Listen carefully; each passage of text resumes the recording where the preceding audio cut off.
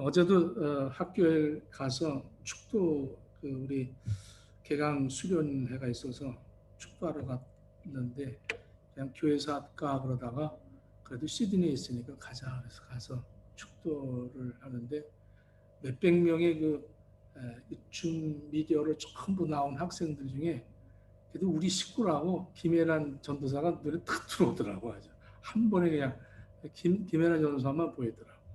참 가족이라는 게 이 패밀리 공동체라는 것이 얼마나 중요한가 싶습니다.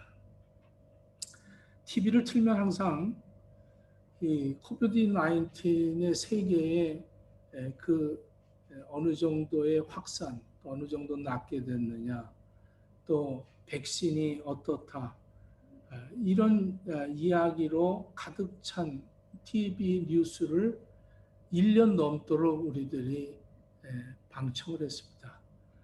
너무 이제는 뭐 의뢰 TV 틀면 뉴스가 그런 것이죠. 소식들이 몇 명이 확진이 되었고 어디가 격리가 되었고 이러한 참 듣기 싫은 내용의 그 뉴스들을 들을 때마다 이제는 점점 무뎌져서 숫자의 개념도 별로 없는 것 같아요. 그리고 또 뭐 뉴스가 그렇구나 확진이 생겼대.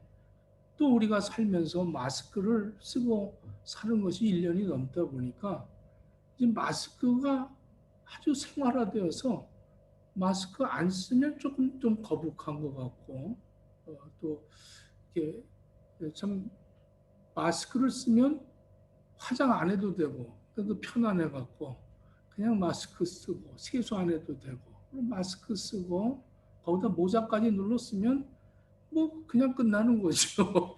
뭐 그렇게 자기를 은폐하면서는 아니지만 자기도 원하지 않는 그러한 마스크 생활화 돼버리고 이제는 그게 불편한 줄 모르는 그런 가운데 있습니다. 또 모임이 통제가 되다 보니까 의뢰 부모도 안 만나도 되고 형제들도 안 만나도 되고 아주 그것이 참 당연한 생활화돼 버린 그런 가운데 이제는 바뀌어진 이 코비드 19의 문화에 적응하다 보니까 오히려 이제 불편한 것보다는 편리함으로 바뀌어져 가고 있지 않는가 싶습니다.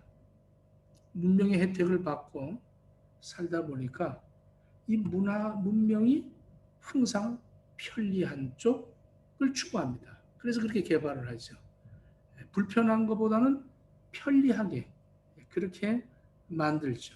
거기에 익숙하게 되어져 버리면 점점 우리는 그 익숙함의 탈바꿈이 되어버려서 간편해야 하고 쉬워야 하고 그리고 꼭 필요한 것들만을 선택하면서 내가 생활을 하게 된다는 것이죠.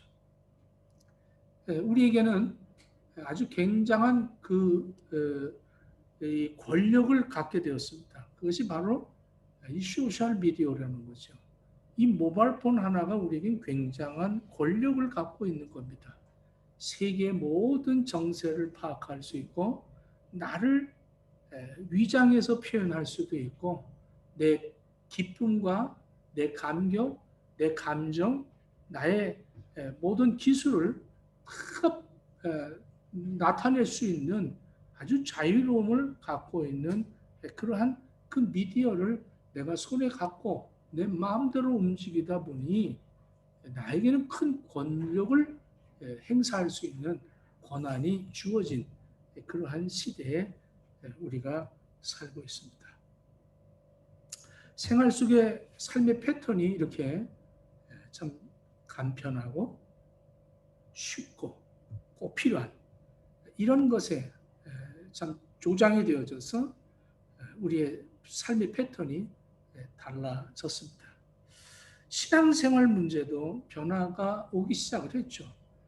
편리하고 부담 없고 나에게 필요한 부분의 만족을 얻을 수 있는 설교를 찾을 수 있는 미디어 시대.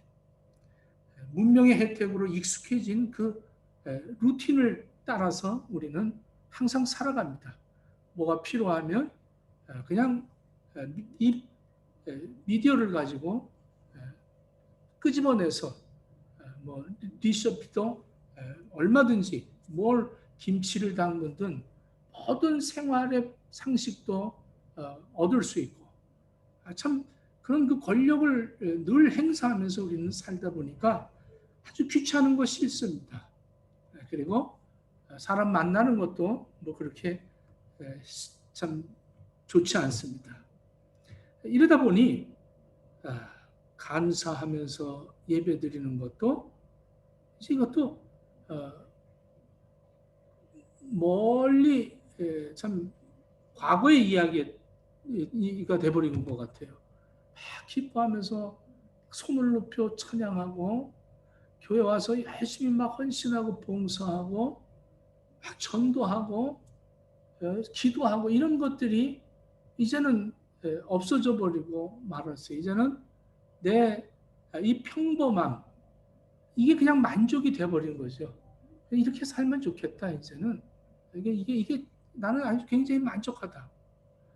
그렇기 때문에 불편한 무슨 뭐 식사를 한다든가 이러면 그 식사 만드는 것도 불편하니까 어떤 그 물질로 그것을 해결하려고 합니다. 이게 편리함.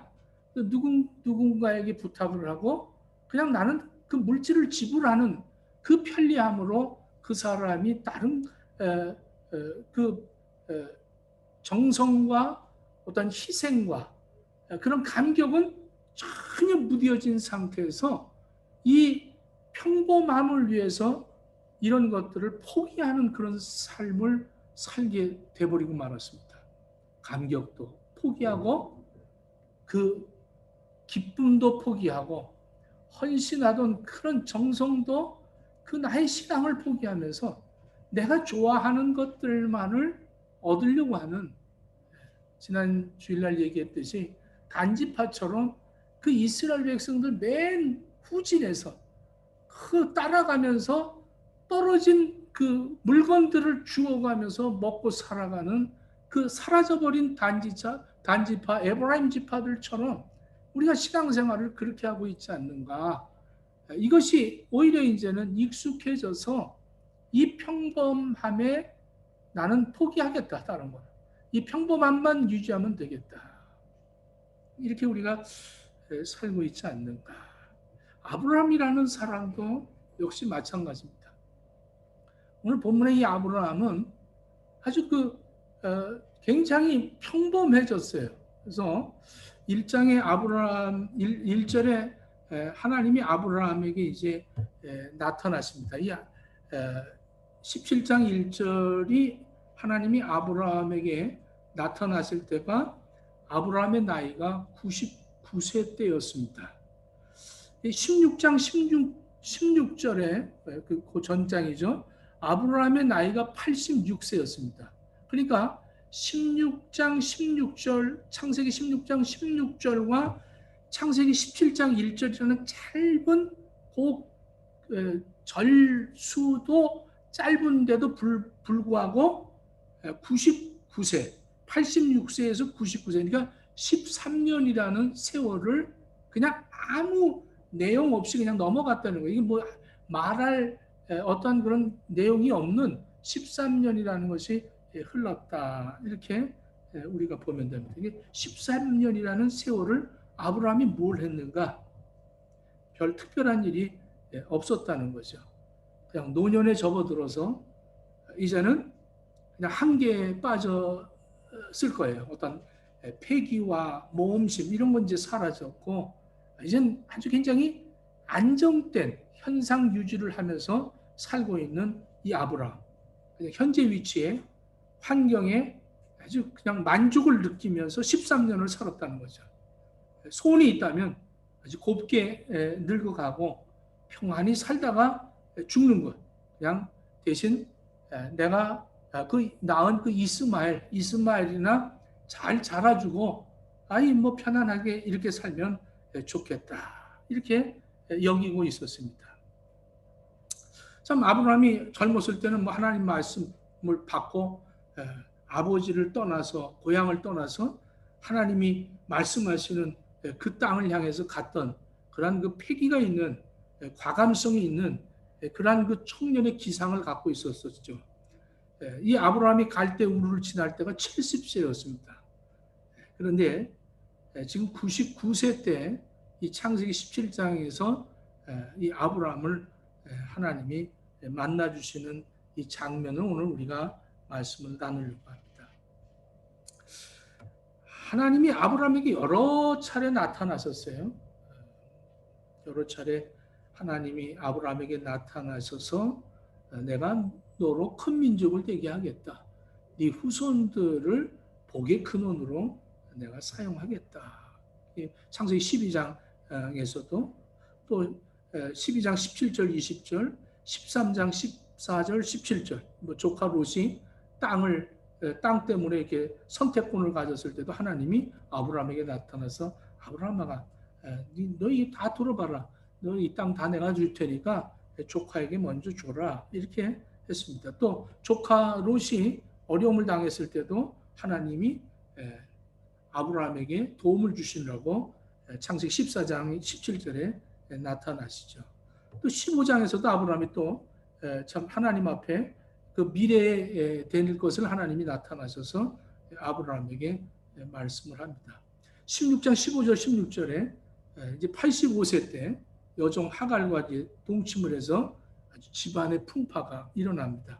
아브라함은 자기에게 여러 번 나타나셨던 하나님께 그 하나님이 하갈에게도 나타나셔서 하갈이 막 울고 할 때 하갈에게도 나타나셨다는 것을 그냥 전해 듣습니다. 하나님은 살아서 이렇게 사람들에게 나타나시는구나.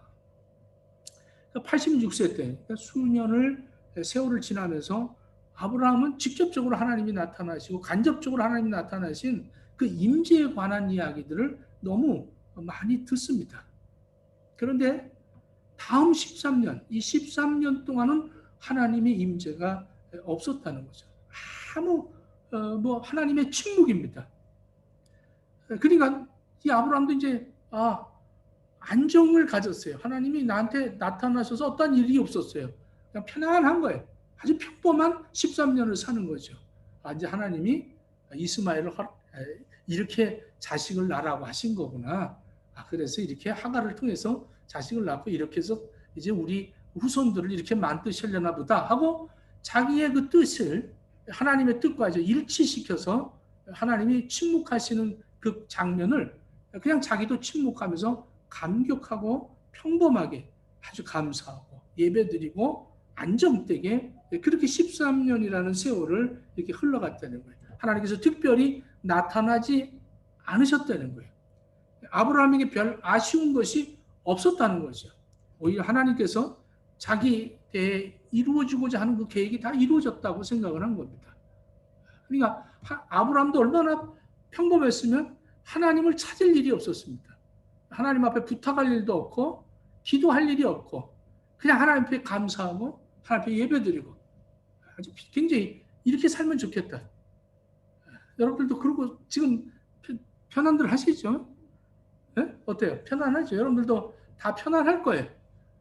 오히려 이 코비드 19의 혜택을 받고 아주 이 시간도 많고 참 생활 반경에 어떤 누가 이렇게 건들지 않고 아주 편안하잖아요. 사건 사고가 없이 세월이 흘러가고 있다는 거예요.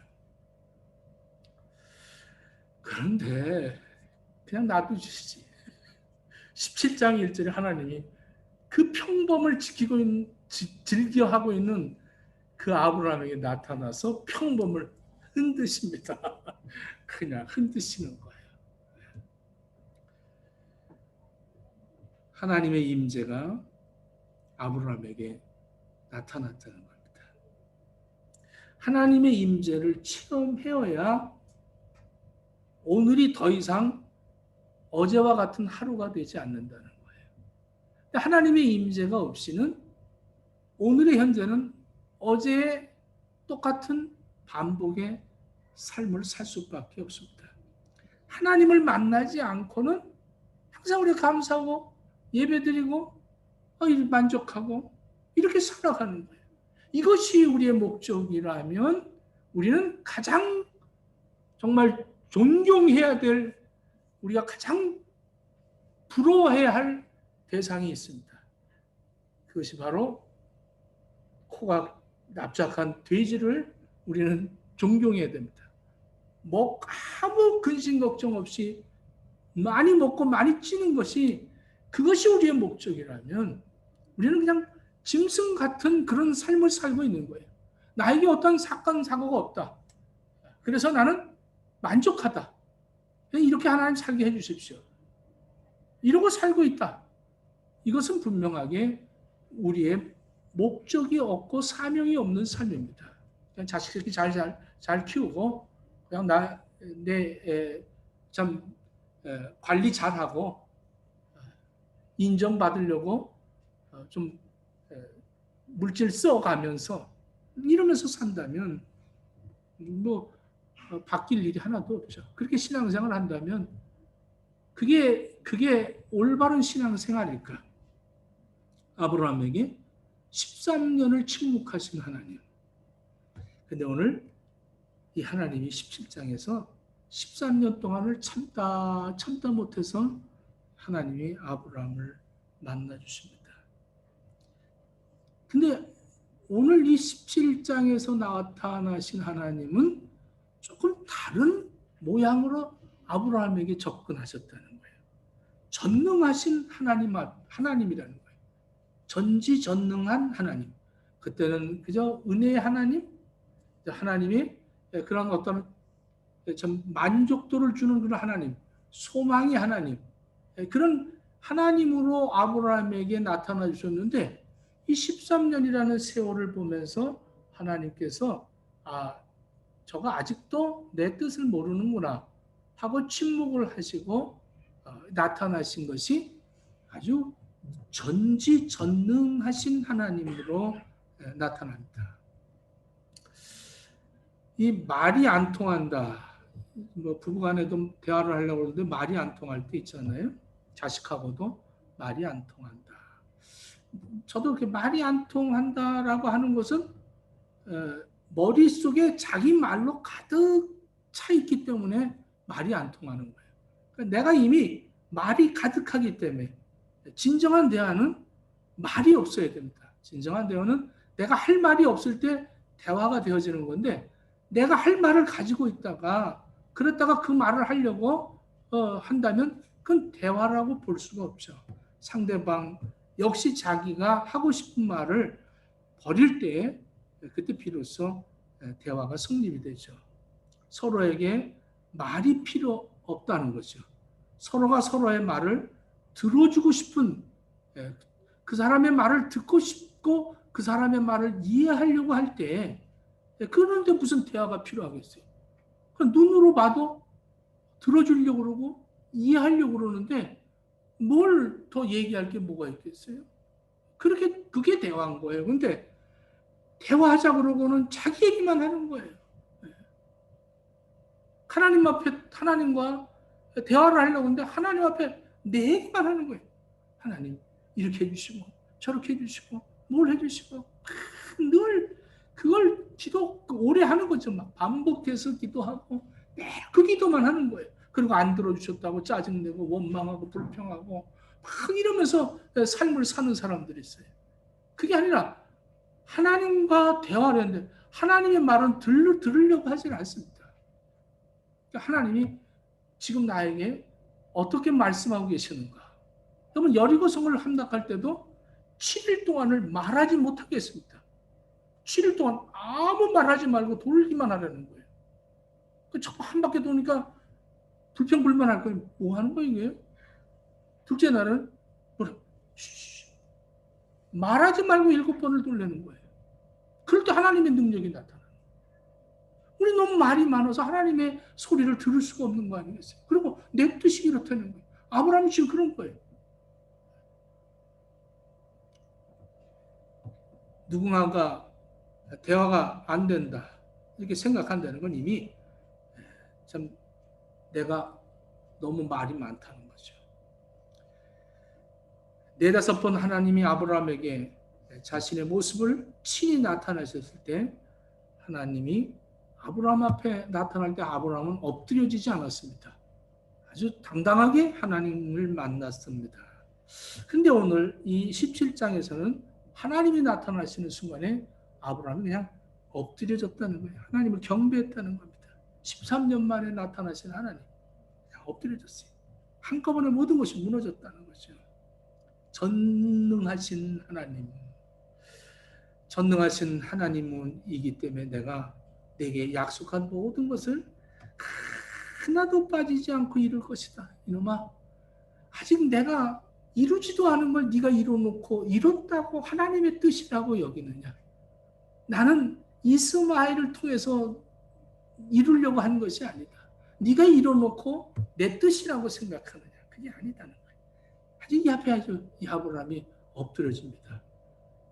여기에 나타난 하나님, 전능한 하나님은 엘샤다이입니다. 엘샤다이, 하나님, 전능하신 하나님이 아브라함에게 나타났어요. 16장에 13년 동안 하나님이 감찰하시며 침묵하시며 아브라함에게 이야기하고 계시는데도 아브라함은 전혀 듣지 않고 아브라함은 자기의 뜻을 하나님의 뜻으로 여기고 감사하고 예배드리고 늘 그것이 만족한 줄 알고 평범함 속에서 모든 것을 포기하면서 사는 거죠. 기도하지도 않고 그냥 평범한 이것을 지키기 위해서 존재하는 그런 아브라함에게 하나님 엘샤다이로 아브라함에게 나타나십니다.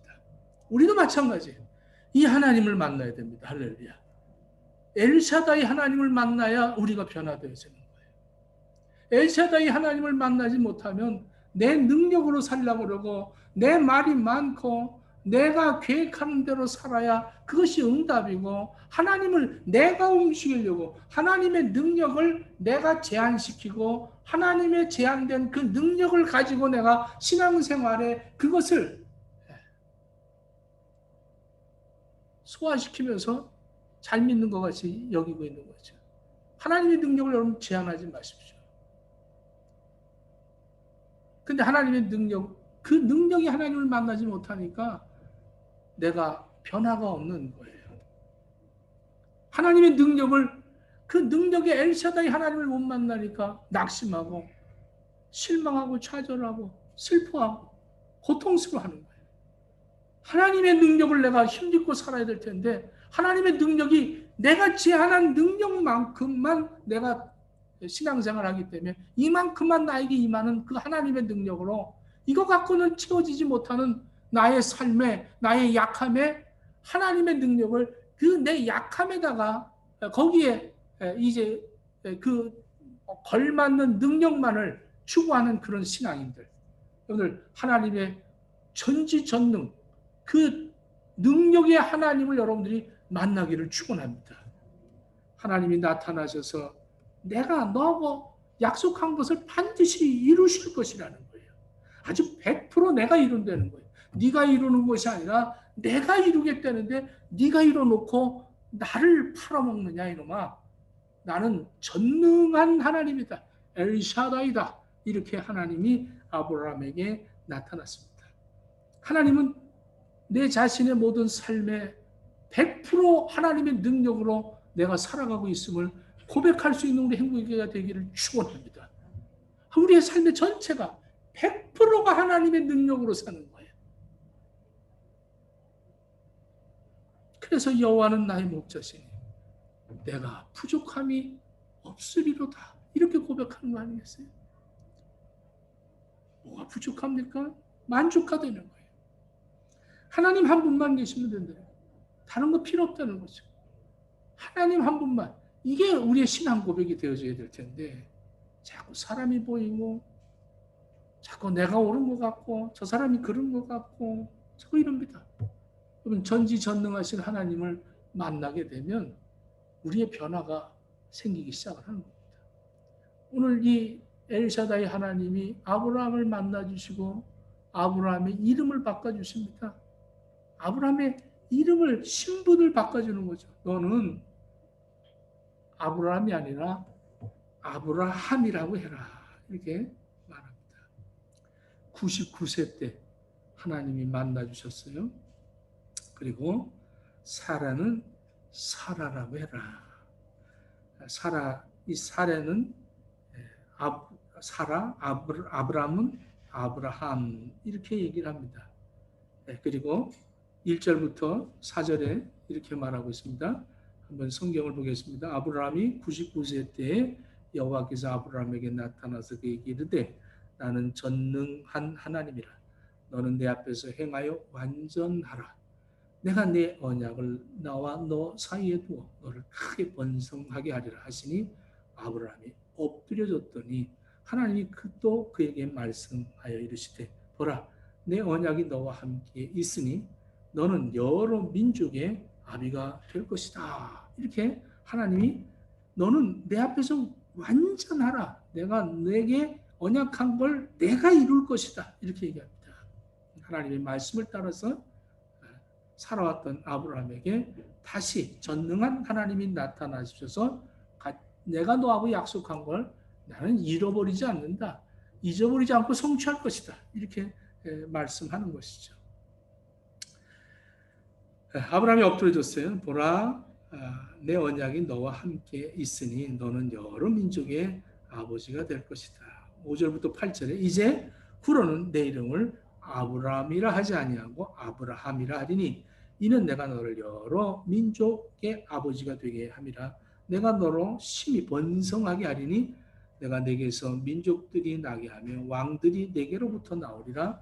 내가 내 언약을 나와 너 및 내 대대 손손 사이에 세우서 영원한 언약을 삼고 너와 내 후손의 하나님이 되리라.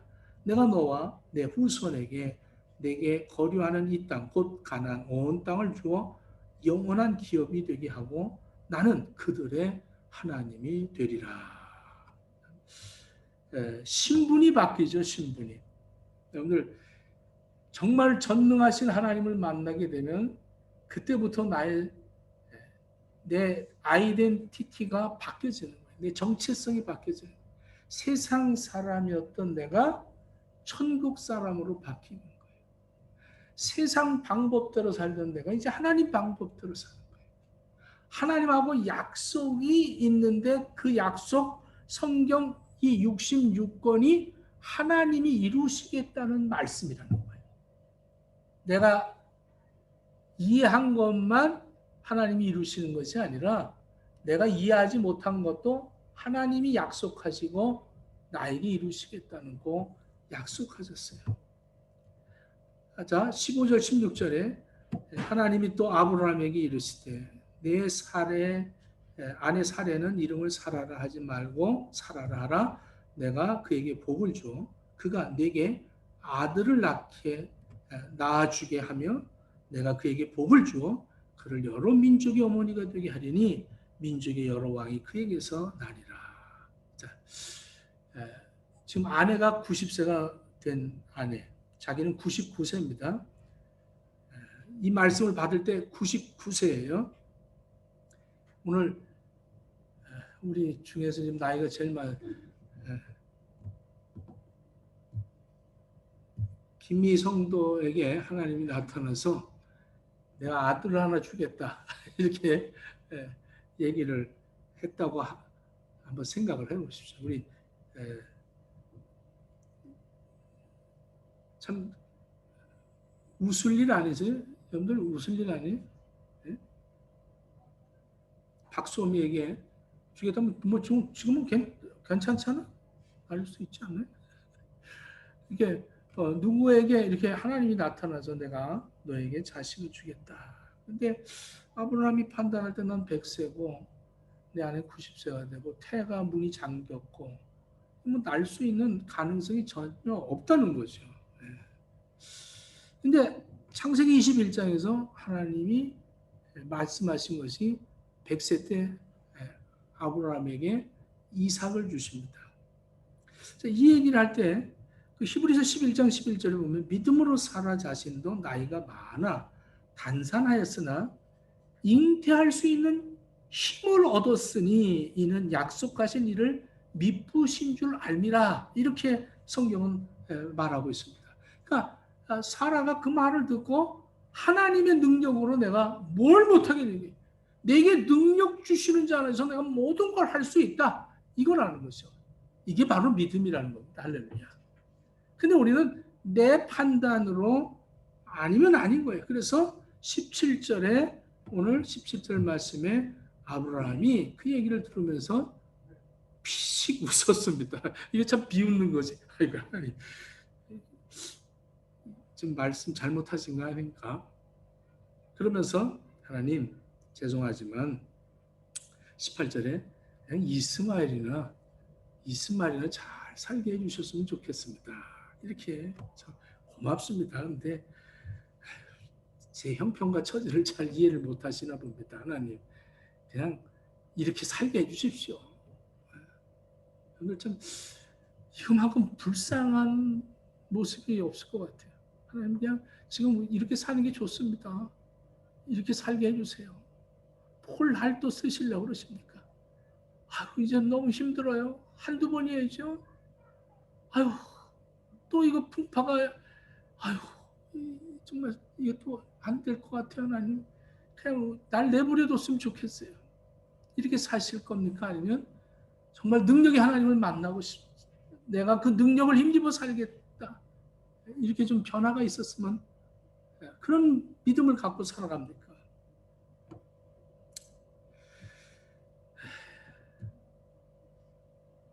하나님이 말합니다. 이스마엘을 걱정하지 마라. 내가 책임진다. 넌 내년에 아들 낳을 거다. 내년에 아들 낳을 거다.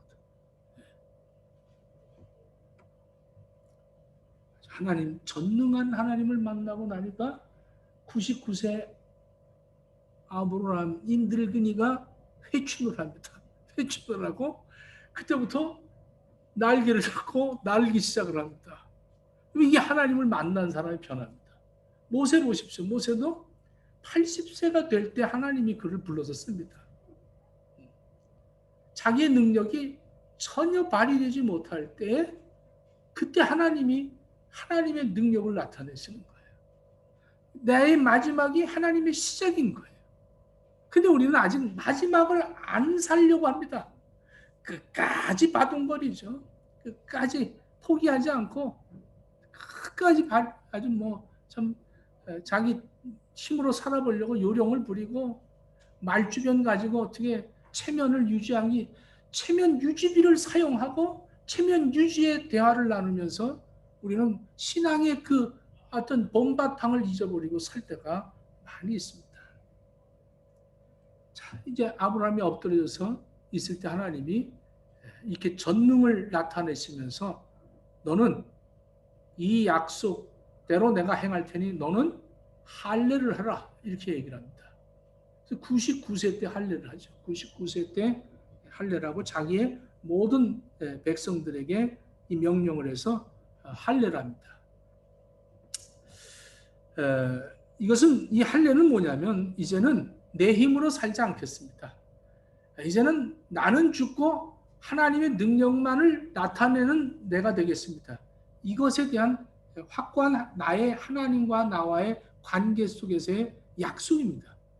이것이 구약 때는 할례지만 지금 신약 시대 때는 우리가 세례를 베푸는 것이죠. 이것이 침례였는데 침례라는 것은 물에 잠겼다가 물속에 내가 죽고 내가 나올 때 다시 살아나는 옛 옷을 다 벗어버리고 새 옷을 입고 하나님의 능력으로 하나님의 백성으로 하나님의 구원을 하신 것이 내 어떠한 선행은 하나도 없이 오직 예수 그리스도의 보혈의 능력으로 내가 구원받았습니다를 고백하며 하나님의 능력으로 내가 이렇게 회복되었습니다. 내가 하나님의 능력으로 내가 이렇게 변화되었습니다. 이것을 우리가 외치며 살기 위해서 세례를 받는 거죠. 그리고 오늘도 이렇게 예배 드리는 것이 하나님 앞에 예배자로 나를 구원하셨기 때문에 예배를 드리는 거예요. 여러분들 내가 잘 먹고 잘 살기 위해서 나를 하나님 구원하시고 내가 예수 믿게 하는 것이 아닙니다.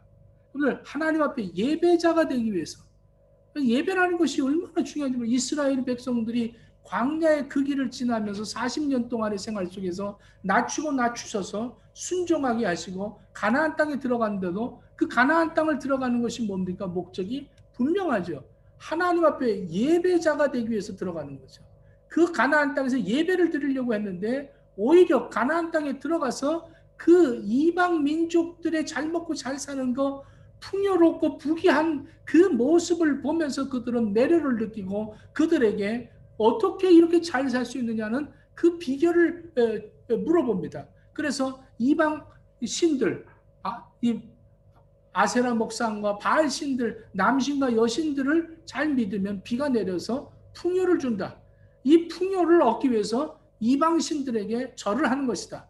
이 우상 숭배하는 것을 가르쳐 줍니다. 오히려 하나님을 영화롭게 하기 위해서 그들을 내쫓으라고 했는데 그들과 친구가 되고 벗삼아서 그들의 습관을 본받아서 슬그머니 목상 아세라 신을 호주머니에 넣고 가정에 집어넣고 잘 먹고 잘 살려고 편안하게, 그것이 편안인 줄 알고 그렇게 변질이 돼버리고 말은 거예요.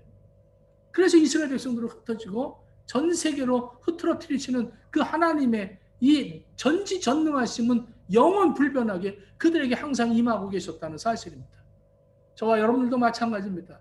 우리가 지금 잘 먹고 잘 살고 이 평범 속에서 이 평범을 지키기 위해서 내가 포기한 기도, 평범을 지키기 위해서 하나님 앞에 부르짖지 못하는 그 모든 것들을 포기한 것들을 다시 회복하지 않으면 하나님은 지금 침묵하고 계시지만 분명코 하나님이 전능한 하나님으로 여러분들에게 나타나실 때 여러분들이 그때서야 변화되지 마시고 지금 이 전지전능한 하나님의 이 침묵을 여러분들 들으십시오.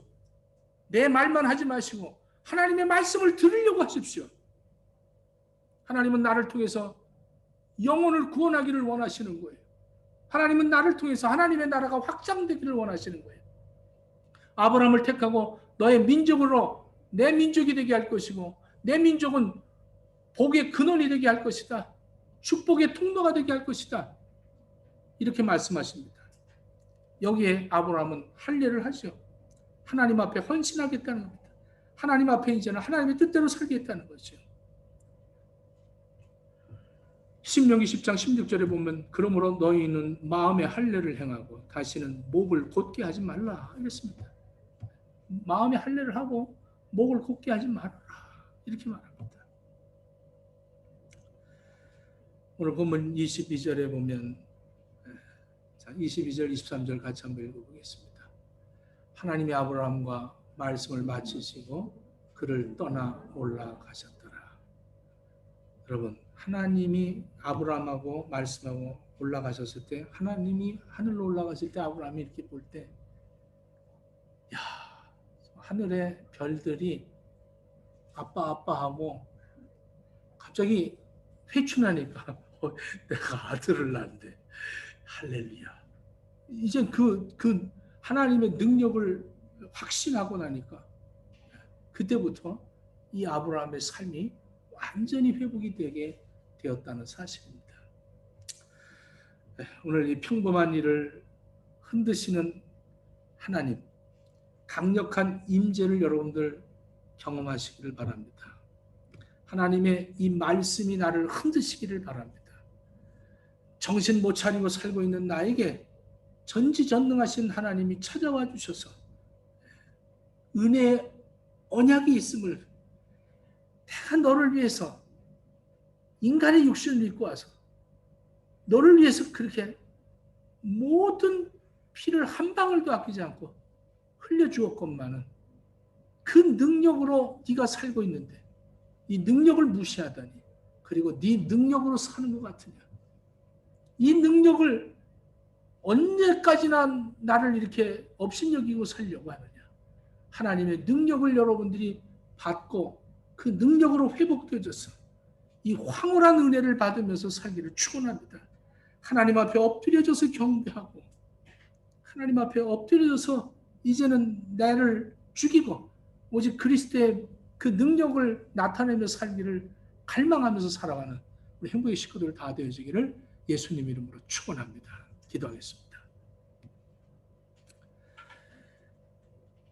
안디옥에 데려와서 둘이 교회에 1년간 모여 큰 무리를 가르쳤고 제자들이 안디옥에서 비로소 그리스도인이라 일컬음을 받게 되었더라. 사도행전 11장 26절. 우리는 그리스도인이라는 이름을 얻게 되었습니다. 지금 우리의 모습이 아직 죄인 같지만 우리는 예수님을 닮은 사람들입니다. 그리스도인입니다. 이제 하나님의 능력을 없인 여기지 마십시오. 하나님의 능력을 여러분들 제한하지 마십시오. 내가 원하는 대로 되지 않는다고 하나님 능력 없음이 아닙니다. 이 땅을 살아가면서 편안하게 사는 것이 목적이 아닙니다. 나를 통해서 하나님의 나라가 확장되어지는 하나님의 능력을 나타내며 살아가는 우리 복된 삶이 우리들에게 임하기를 원합니다. 우리 행복의 식구들 가정마다 하나님의 전지전능하신 엘샤다이 하나님이 저들에게 임재하셔서 하나님의 능력으로 살아가는 복된 삶을 살게 허락해 주시옵소서. 예수님 이름으로 기도드립니다.